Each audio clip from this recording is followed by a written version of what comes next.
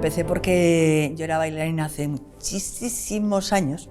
Yo empecé a plantearme que cómo se concebía la danza, que qué era esto de la danza, porque tenías que tener unas medidas estándar, ni muy alto, ni muy bajo, ni muy flaco, ni muy gordo, ni así, ni así. Entonces, porque es que si no ya no te cogían en las audiciones, ¿sabes? Entonces, yo siempre he entendido que los cuerpos diferentes pues generan, por supuesto, energías y dinámicas muy diferentes, y yo siempre he creído que eso era maravilloso para el hecho escénico. Entonces esa fue mi historia, por eso empecé metida en esta historia.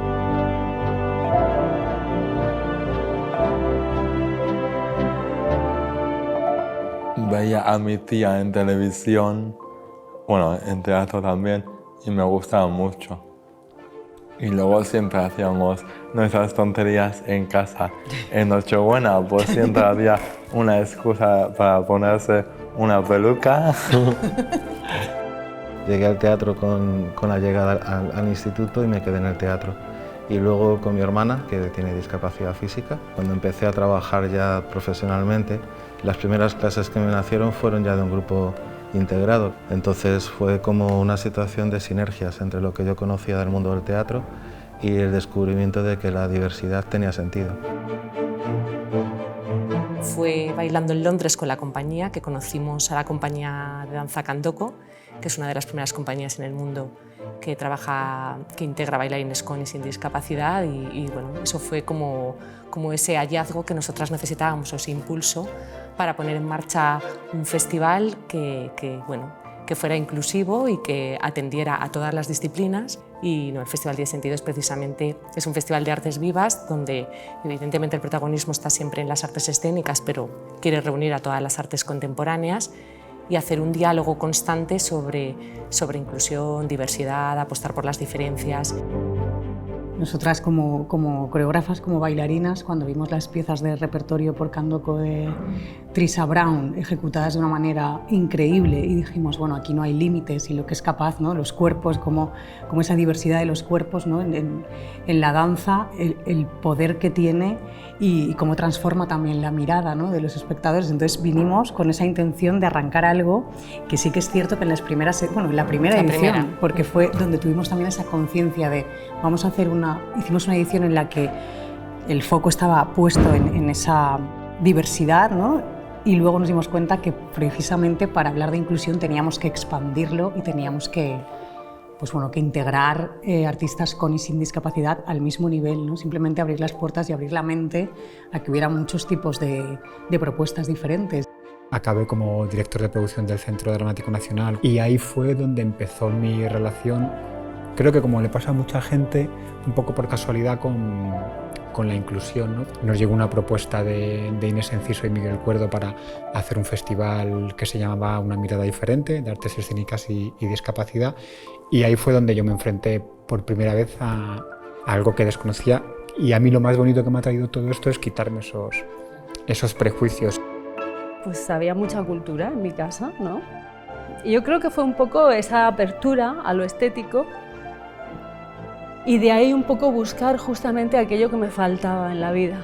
Fue luego en Estados Unidos, ¿no? Donde yo empecé a trabajar y a encontrar en proyectos a gente con diversidad funcional, en proyectos de danza. Mi caso fue un poco accidental y desde bien pequeño siempre he tenido como una fijación con las minorías, quieras o no, cuando descubrí la fuerza que tiene la cultura en el cambio social, en la parte de cohesión, las ganas que tenía de aportar algo a la sociedad y de entre todos buscar un bien común y a través del arte. Nací con el proyecto artístico porque en mi casa eran artistas y entonces no tenía una sensación de que naciese el arte en mí, sino que estaba en mi ADN. Y el arte inclusivo también, con lo cual yo la diversidad la viví desde que nací, porque tengo una hermana con discapacidad intelectual. Entonces la belleza del cuerpo diferente no es algo extraño en mi vida.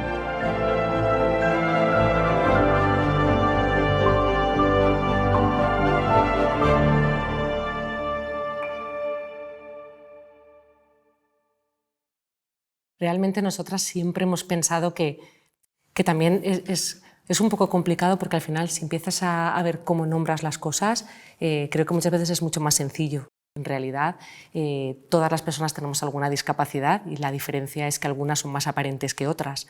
Apostar por todas las diferencias y que nos hagan fuertes, sobre todo hablando de creadoras y de creadores, ¿cuál es la diferencia, lo que realmente distingue a una persona?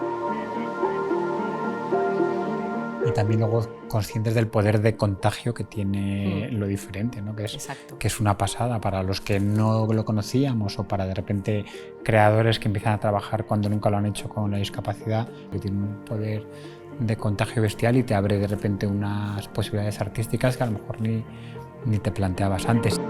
Súper importante que un espacio como el vuestro, que yo creo que sí que es uno de los pioneros, ¿no? Que a nivel de espacio público haya hecho una apuesta así, pero es que es necesario sobre todo el paso del tiempo como para conseguir afianzar las cosas. La denominación es un atildamiento, una señal y una reducción, justamente. Cuando al final haces un término de ese nivel, estás excluyendo un paradigma. Estás haciendo que el paradigma solo funcione en ese formato. Y eso implica distribución, exhibición, realización y producción. Es decir, al final el arte inclusivo necesita festivales. Es decir, buscas unas estrategias que son acomodaticias y relativamente parciales, exiguas. Y eso implica una segregación. Paradójicamente, lo que se busca que sea una formalización o una normalización, estás actuando en una retención, una segregación. Actualmente hay grandes proyectos artísticos, de direcciones artísticas, que están modificando eso desde 15, 20 años para acá. O en festivales específicos se buscan las sinergias con teatros de exhibición y las programaciones ordinarias, pero el concepto sigue siendo exclusivo. Y además, si dices inclusión, ya estás como ya condicionando la mirada del público. Es que ya te miran distinto. Totalmente. O te exigen menos. Sí, o sea, como somos menos capaces. Claro, estoy un poco cansada de la historia de la inclusión. O sea, las cosas son. No, es que ya está bien de tanta inclusión, es que ya está bien. Que la cultura sea inclusiva es que nadie quede fuera. Hacer todo lo posible para que espacios y exhibición incluyan a todos, en un sentido muy amplio de la palabra. Todos y todas. Lo único que es verdad que en la palabra inclusiva ya hay una jerarquía que dice que hay alguien que dice que tú te puedes unir a mí, ¿no? Aquí hay una desigualdad de serie, una cultura para todas, para todo el mundo. Es que la cultura es un derecho. Tendría que, y creo que se hace, pero hay que esperar unos años a que dé sus frutos, en todas las áreas formativas, dentro de las artes escénicas, en todas las disciplinas, desde técnicas, artísticas, etcétera, pues que la accesibilidad y la inclusión esté desde el inicio de la cadena. Y yo lo que pienso es que además no es que sea un deber y un derecho, es que es mucho mejor, porque cuando tú ves un espectáculo y con diversidad en el escenario profesional, la fuerza que tiene es muy grande. Entonces, al final, esta diversidad enriquece el arte de una manera increíble. Pero es que en los públicos observan la naturalidad de todo, eso también en aquel momento estamos haciendo una sociedad mucho más justa. Yo y mucha gente ve las plateas con mucha diversidad, nos emociona a todos, ver públicos diferentes. Claro. Y cuando además ves espectáculos con diversidad que funcionan, tienen muchísima fuerza. Entonces, esto es lo que te digo, que nos tiene, creo, nos tiene que animar a todos a remar en esa dirección, ¿no? O sea, que ya no solo porque sea un derecho, sino que es una oportunidad. Hay millones de personas con discapacidad que se están quedando fuera, no están participando activamente en la cultura y nos estamos perdiendo mucho desde el punto de vista del espectador, desde el punto de vista de la creación, de las sensibilidades y trabajar. Y yo creo que aunque cada una de las iniciativas tenga su actividad o haga como una cosa concreta, pero creo que en el fondo trabajamos por fomentar esa participación de todas las personas en la vida cultural, ¿no? Me parece súper importante. El bagaje de elitismo en la cultura está ahí y no es salvable tan rápidamente, por lo tanto, seguramente lo que dice Javier es el quid de la cuestión, ¿no? Si podemos tener mucha más información o informar sobre el impacto de la cultura en las personas, en positivo, también va a coger mucho más valor este derecho, ¿no? Es un término grande pero creo que hay que dar pasos concretos y pequeños. Para mí hay una parte que tiene que ver mucho con la educación y la educación en las artes. Es decir, si queremos, por ejemplo, desde la danza o desde el circo, encontrar en un mundo ya donde se puede trabajar la creación, quiere decir que hay una gente que tiene una cierta formación, ¿no? Tiene que haber lugares de educación. Y el problema es que la gente que en teoría no se siente dentro de ningún colectivo excluido, porque no se siente excluida en la sociedad, pues nunca va a considerar que los que nunca se ven en ciertos sitios educativos de las artes, pues no los va a echar de menos. Es verdad que, por ejemplo, que además falta incluso de base, ¿no? Porque en los espacios municipales públicos puede acceder cualquier persona, incluida una persona con diversidad, ¿no? Pero no está, legalmente la ley está, pero los espacios no están preparados por la accesibilidad. Es simplemente cambiar el chip y desde el inicio de la preparación de un programa o de una elaboración hay que tener toda esa diversidad en mente, ¿no? Lo que yo sí que me he dado cuenta trabajando en proyectos de inclusión, que para mí el primer paso, el más importante quizá, son los cuidadores. Siempre detrás de esa persona hay un profesional o unos padres o un familiar que deja de hacer muchas cosas para que esta persona se pueda realizar. Y la figura del cuidador creo que no se pone en valor, porque yo creo que es el primer eslabón de una inclusión coherente y sana. Tanto los profesionales, que tienen una vocación muy grande, pero también cuando trabajas con las familias te das cuenta de lo complicado y lo que supone para una familia tener una persona dependiente. La inclusión es un grupo, lo que tú dices, ¿no? Variado, o sea, en toda su diversidad, ¿no?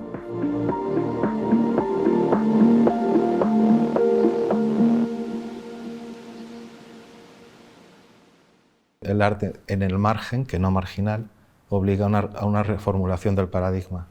Eso parte de lo que es crear, y luego tienen que estar los estamentos que obliguen a reconocer y a ubicar esos espacios de esas creaciones. Creo que eso no se está produciendo sino ahora. Entonces, son varias cosas a la vez, pero creo que el paradigma sí está moviéndose, y sobre todo las obligaciones políticas. Yo en la escuela que estudié yo en Donosti, en el taller de artes escénicas, no he tenido problema porque, claro, algunas asignaturas como cuerpo y movimiento escénico, decía yo ya puedo hacer algo ahí. Bueno, cuerpo tengo. Cuerpo tengo. Y estoy muy bueno. Estoy genial, así que... Les pregunté, ¿yo podría entrar en la escuela? Y dije, sí. Si tú no te pones límites, no te los vamos a poner nosotros. Entonces dije, qué bien. Y me animé y fui. Entonces la escuela se adaptó a mí y yo a ellos también.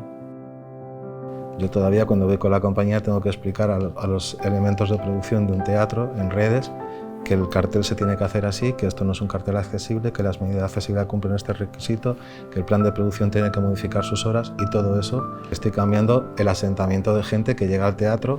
Cuando llega, hace lo que hace cuando hace y no se obliga a que otro público pueda verlo. En esa actitud acomodaticia es donde vive el paradigma de la exhibición escénica de este país, y eso hay que cambiarlo. Espero que la Agenda 2030 obligue a cambiarlo, y eso es reformular toda una nueva instrucción para que los elementos de producción de los teatros cambien su ignorancia. Que como no tengamos ayuda a gira, porque claro, tú haces una producción, la producción, mira, ya la sacas para adelante como sea, como puedas, la sacas para adelante, es verdad, pero es que luego el problema es la distribución. Entonces, claro, ¿qué pasa? Que como no tengamos ayuda a gira, es que difícilmente podemos tirar para adelante, porque es que no podemos, o sea, los cachés con los que te puedes mover son muy pequeños. O sea, hicimos formatos para hacer calle porque la calle es mucho, o sea, te contrata muchísimo más en calle. Los espacios de creación y de exhibición están trabajando, las escuelas de enseñanza artística superiores también, pero eso no obra en que Telmo se pueda acercar fácilmente a la docencia de un espacio de actitud artística. Necesita apoyos sustanciales, que eso no es arte, sino eso es apoyo dentro de sus necesidades especiales para poder llegar, y también que el acceso a estos espacios esté regularmente promocionado. Todos los espacios artísticos están en atención y están atentos a la inclusión. Eso se está variando. Lógicamente, hace 30 años esto no pasaba y estamos dentro de esa actitud. ¿Por qué? Porque hay personas que estamos trabajando dentro de los espacios que hemos ido en el margen, dentro de lo que es lo ordinario. Es lento, pero se está produciendo. Gente que te apoye o gente que sienta curiosidad, ¿no? Sí, también. Por cómo es tu cuerpo, cómo es tu mundo y cómo vives tú. Porque muchas veces nos surge el interés o la preocupación cuando tú has vivido eso o cuando tienes en casa a alguien con discapacidad. Pero cuando es alguien de fuera, uy, qué bien que existes, ¿no? Mi labor ya es política, no es ideológica. Totalmente. Es decir, que ya veo que la acción política del arte tiene que ser en reivindicar la accesibilidad. Y entonces cambiaremos los conceptos paradigmáticos de las programaciones, de los programadores y de los establecimientos de acción cultural que tiene que darse. Es que si hay ganas, ¿no? Si te motiva, no sé, es muy curioso. Si empecé en la escuela de teatro, éramos 12 en clase, trabajamos en eso 2. Entonces es como, igual, no se imaginaban que yo podría estar en este momento. Probablemente. Yo creo que es muy importante diferenciar como dos cosas. Una parte es el trabajo comunitario, los proyectos comunitarios, los trabajos con la comunidad, que creo que son muy interesantes tanto desde el espacio público como desde cualquier programación cultural, como pueda ser también nuestro espacio del Festival 10 Sentidos, que son proyectos que se generan porque creo que el arte tiene un gran poder de transformación social y por ello puede trabajar con personas con discapacidad, con un colectivo en riesgo de exclusión social, con niños y con jóvenes como para generar nuevos públicos, que atiende a un mensaje que quiere construir desde una mirada social y eso es súper interesante. Pero eso no tiene nada que ver con la inclusión de artistas o compañías o profesionales con discapacidad dentro del arte. Los que provocamos, los que programamos ese tipo de espectáculos, no tenemos que poner límites a las necesidades que nos encontremos por el camino. Y creo que volvemos a que en lo público es más fácil hacerlo porque quizá en lo privado la gente no es capaz de medir los esfuerzos que supone eso. Si te están pidiendo un cabeza de cartel para programar cualquier espectáculo, les llegas con un proyecto con artistas con discapacidad y es que no es lo que ellos a lo mejor esperan, ¿no? Hay que encontrar a programadores que se atrevan. Nosotras muchas veces hemos hablado que todo el mundo debería tener una experiencia. Nosotras nos hemos acercado desde la programación, programando propuestas, tanto como desde una experiencia artística con personas con discapacidad directamente. Y a nosotras nos cambió la realidad de nuestra compañía. El momento en que eso se expandiera y se normalizara, pues cambiaría también la cosa, quiero decir. Es que al final es un contagio, que es lo que hablábamos. Y para nosotros ha sido muy importante y fundamental quitarnos las etiquetas desde dentro, ¿no? Quitárnoslas primero nosotros, que el equipo del CDN entienda cómo es este proyecto, que dejen de hacerse preguntas, que al principio es inevitable hacérselas, y cuando desde dentro ves que la gente se lo cree, que empuja, que se entusiasma con estos proyectos, por alguna razón salen mucho mejor.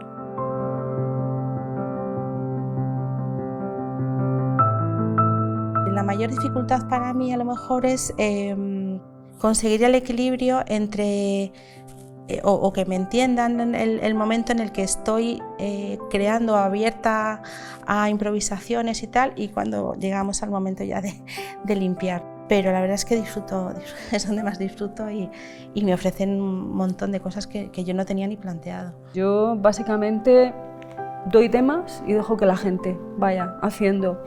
Y me convierto más como en una moldeadora de energías a partir de lo que ellos dan.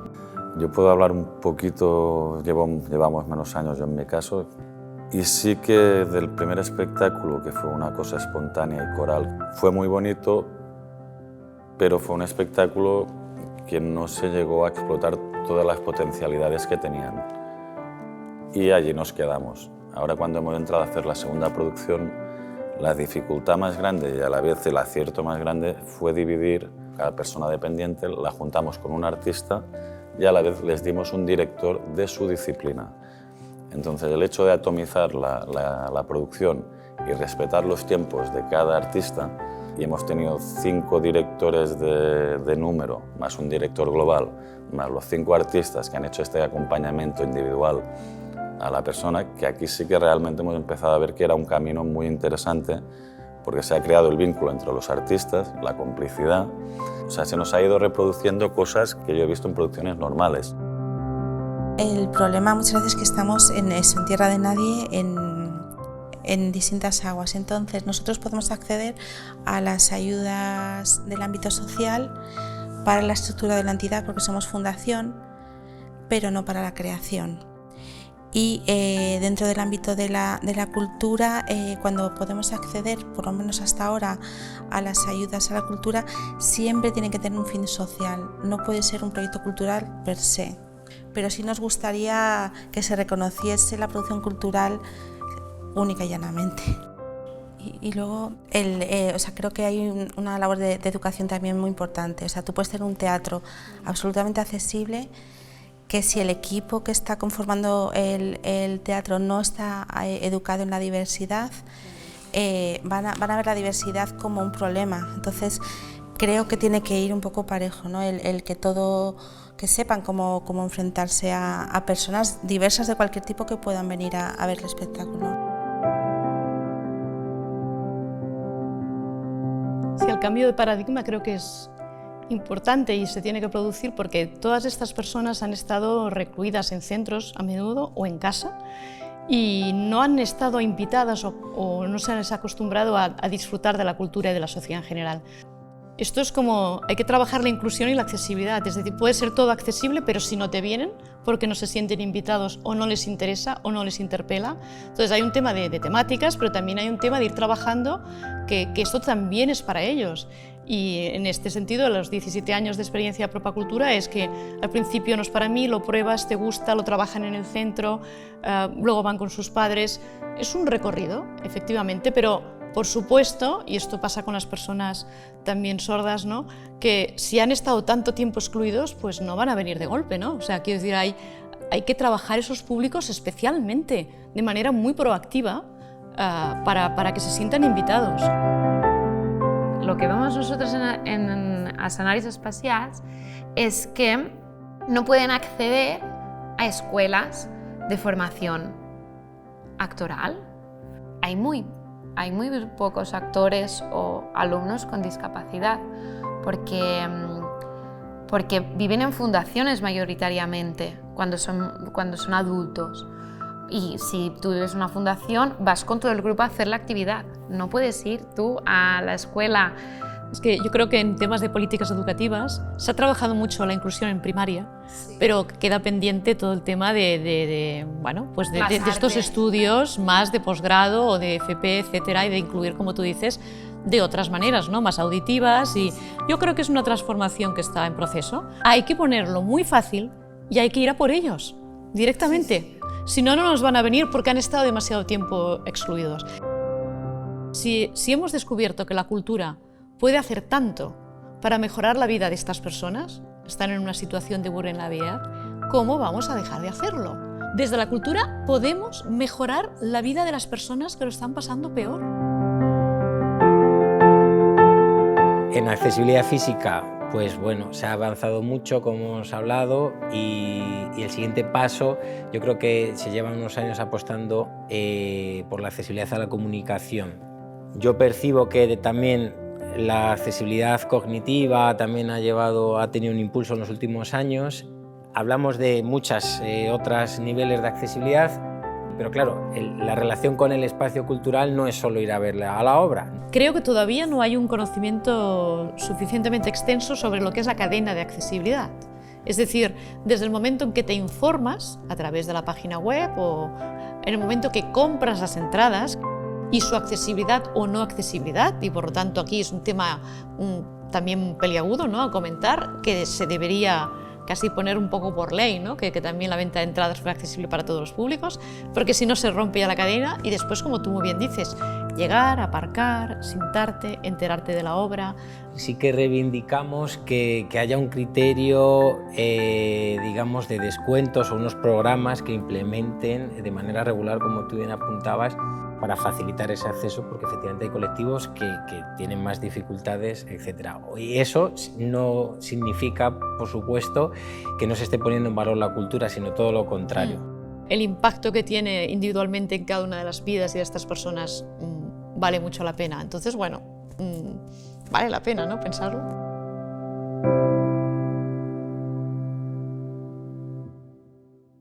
Comprometemos en acción entre distintos lugares de ejecución.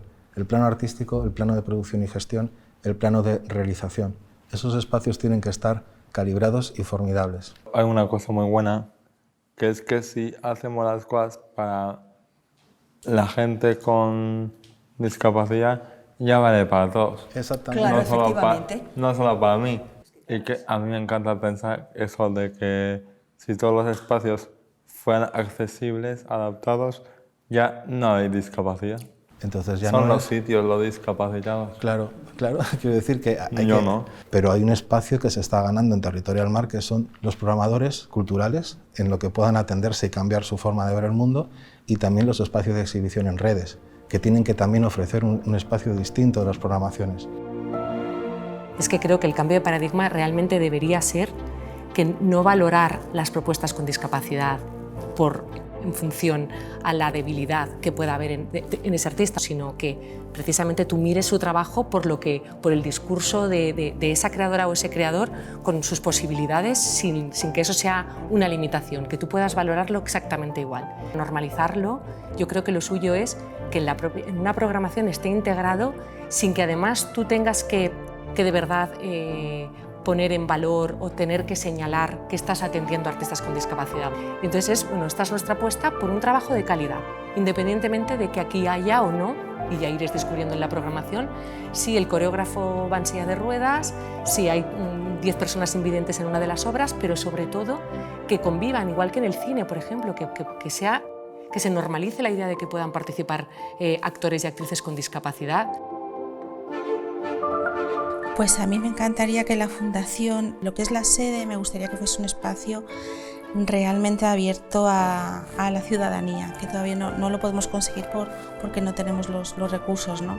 En cuanto a toda la parte externa, que no viene, no lo puedo decir yo, me encantaría que las personas, los artistas, las artistas con discapacidad pudiesen decidir, elegir libremente ser artistas y vivir de ello, que sea todo diverso, que no tengas sitios estancos, que todo se fluya. Pues a mí me gustaría que Ruedapiés pudiera ser, independientemente de la estructura que tuviera, pero un grupo de personas con y sin diversidad, que es así, con esa idea es con la que nació, pero que cada uno tuviera funciones diferenciadas, gestión, producción, multidirección, y que pudiéramos tener muchas patas. Del colectivo MUR, básicamente lo que me gustaría en 5 años es un poco lo que se está dando, de que los artistas que han formado parte del proyecto han conocido artistas y que puedan hacer colaboraciones fuera de lo que ha sido. Ayudar a visibilizar un colectivo y con eso ya estoy bastante contento. El tiempo. Tener tiempo. Para mí tener el tiempo es lo... Y no tener metas, calendarizar una creación. Eso es quizá lo que yo a mí pienso que es más importante a la vez de hacer una creación artística con gente que tienes que tener todo el tiempo del mundo y que puedes fracasar, te puedes permitir fracasar tanto como quieras.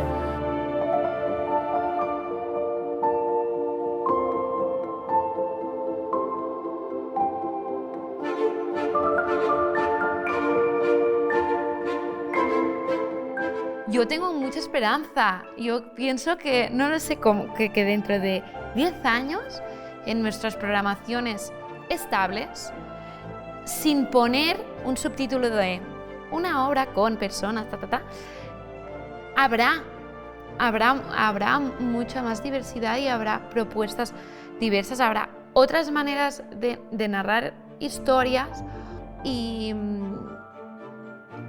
yo creo sí que es cuestión de unos pocos años.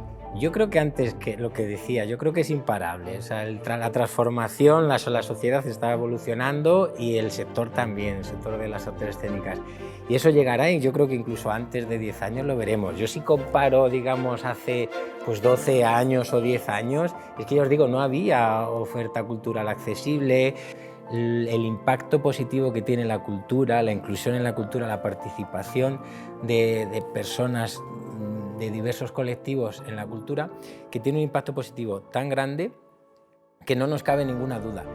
Es muy importante formación a los técnicos culturales para saber cómo acoger estos públicos, porque son importantes tanto a nivel de escenario como público, o sea, formación a todo el personal de un teatro y además como referentes, es decir, en positivo siempre, para empatizar y para ilusionar. Y formación también para todas estas personas en situación de vulnerabilidad, para que sepan todo el potencial de la cultura. Es decir, si la cultura no ha estado presente en sus vidas, ¿cómo van a pedir la cultura? Entonces yo creo que a partir de aquí, para mí sí que pienso que es el primer paso, porque la formación, como tú antes decías, cuando algo no lo conoces, te da miedo, y el miedo provoca rechazo. A partir de la formación, ese desconocimiento desaparece, te sientes más seguro y encima, si está bien hecha, es motivante, te pone en acción.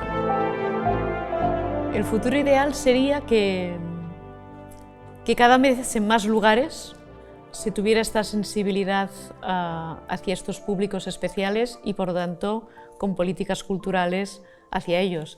Y en este sentido, pues que la red siga creciendo y no solo la red de programadores culturales, y por tanto el crecimiento, ¿por qué no?, de Apropacultura en más teatros y auditorios que pudieran considerar festivales también y museos, que es una herramienta útil para atraer estos públicos, pero también en las entidades sociales la presencia de la cultura de una manera mucho más establecida en su plan estratégico. Con la visión, en la utopía que tenemos desde Teatro Accesible, que fue un poco el origen, es que todos los espectáculos sean accesibles para todas las personas, un poco para lo que trabajamos.